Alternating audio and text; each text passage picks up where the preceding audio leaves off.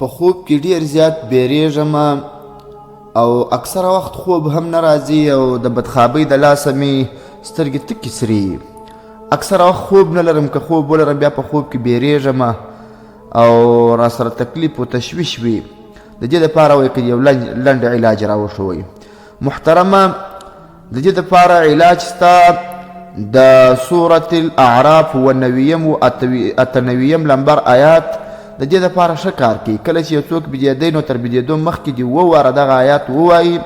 انشاءالله العزیز خوب بیا هم سم سي او که په خوب کې بیرېدی هغه د بیرې علاج بیا هم وسي انشاءالله العزیز هغه آیات دا دی افامن اهل القرى ان یأتیهم بأسنا بیاتا وهم نائمون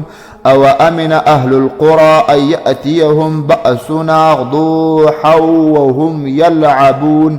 دا آیاتونه دي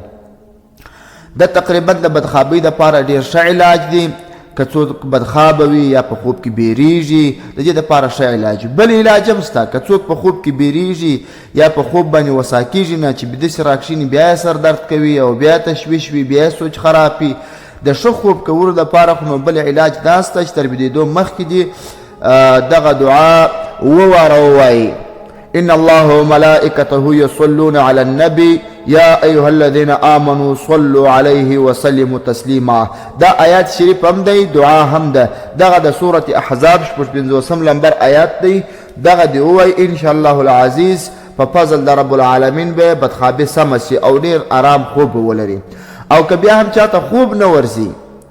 دغه دپاره بل علاج هم دا سته چې وواره دي وهو الذي جعل لكم الليل لباسا والنوم سباتا وجعل النهار نشورا د سورة الفرقان 48 لمبر آیات دی دغه آیات دی وایي انشاءالله العزیز په فضل د رب العالمین به ام ښه خوب وکړي